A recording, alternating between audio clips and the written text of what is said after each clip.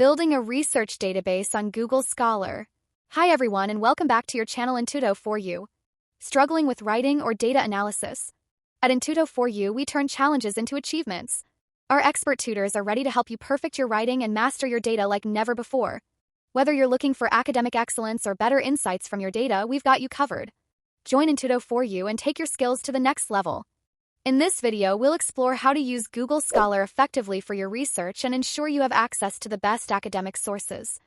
And in today's video, you will be amazed and learn each and every important tips of Google Scholar, so watch this video till end and don't skip any important information. Now let's dive in.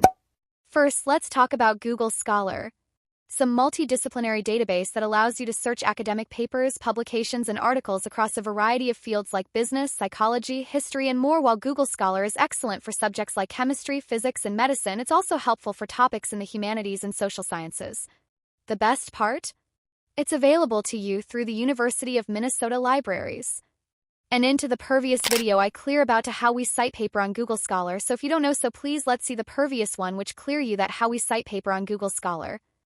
Now, let's talk about searching. Let's say we want to explore the topic of college students and sleep. Simply type in these keywords and hit search. You'll get a range of results, but since Google Scholar is so large, we can narrow things down. To refine your search, click on Advanced Search on the sidebar. For example, let's search for college students, sleep, and academic performance. Use quotes around phrases like college students to make sure Google Scholar treats it as a phrase rather than individual keywords. If we want to add a little more specificity, we can include quotations marks as another search term.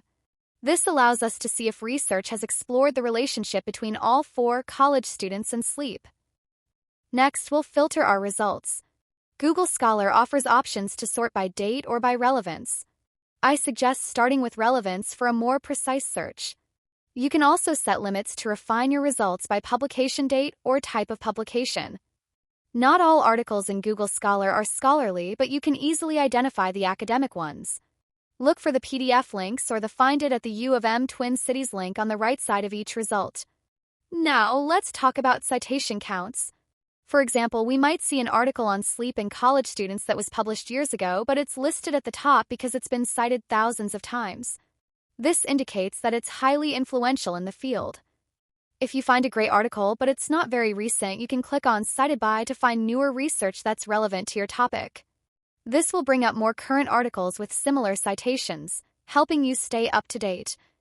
Google Scholar also has a great cite feature. Click on the quotation marks under any article to get the citation in your desired format like APA, MLA, or Chicago. Simply copy and paste it into your bibliography. And that's a wrap on how to build your research database using Google Scholar.